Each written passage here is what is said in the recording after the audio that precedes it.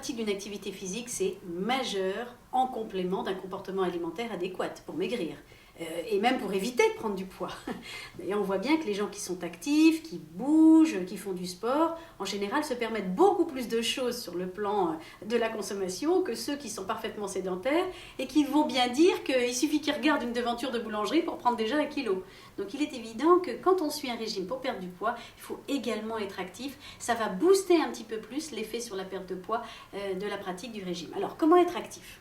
Alors, ce sont des choses toutes simples. Il ne faut pas s'imaginer tout d'un coup qu'il faille pratiquer un sport 4 fois par semaine. Il y a des gens qui n'aiment pas trop bouger, ça on le sait bien.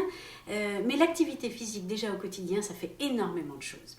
Marcher, marcher, marcher. Voilà, marcher d'un pas vif, saisissez toutes les occasions qu'il faut pour laisser la voiture et marcher. Je crois que cette voiture, elle est très utile aussi, mais elle fait aussi du mal parce que les gens renoncent à marcher de plus en plus. Et il y a le même problème aussi avec les enfants et les adolescents. Voilà. Et ça, c'est, vous savez, 1 heure de marche, ça fait dépenser entre 250 et 300 calories. C'est quand même important pour peu qu'on marche d'une façon dynamique.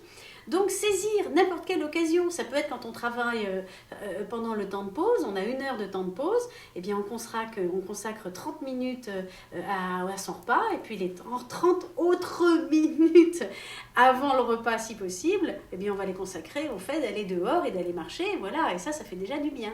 Donc au moins 30 minutes, que ce soit le matin, à midi ou le soir, mais y penser. Plutôt que de prendre l'ascenseur, monter les escaliers aussi. Ça fait beaucoup de bien, on dépense beaucoup de calories en montant des escaliers. Et puis si on a 500 mètres à faire, au lieu de prendre la voiture, eh bien on marche. Et puis si on a envie de pratiquer un sport, c'est le moment d'aller voir du côté des sports celui ou ceux qu'on a envie de pratiquer, parce qu'il ne faut jamais rien faire sous la contrainte.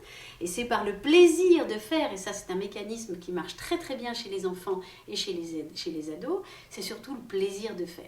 Donc avoir envie de pratiquer un sport, c'est déjà gagné parce qu'on a envie d'aller à sa séance de handball, de tennis, de natation, et on le fait 2 ou 3 fois par semaine, voilà, avec grand plaisir et sans le faire sous la contrainte. Donc ça peut être le mercredi après-midi pour les enfants ou les ados ou pour les adultes, et puis le week-end on se bouge, on se plante pas devant la télé ou devant l'ordi, et d'ailleurs on ne devrait pas faire plus d'1 heure d'ordi par jour, en dehors du boulot bien évidemment, mais pour les enfants qui rentrent de l'école, pas plus d'1 heure d'ordi parce que c'est au détriment de l'activité physique. Voilà.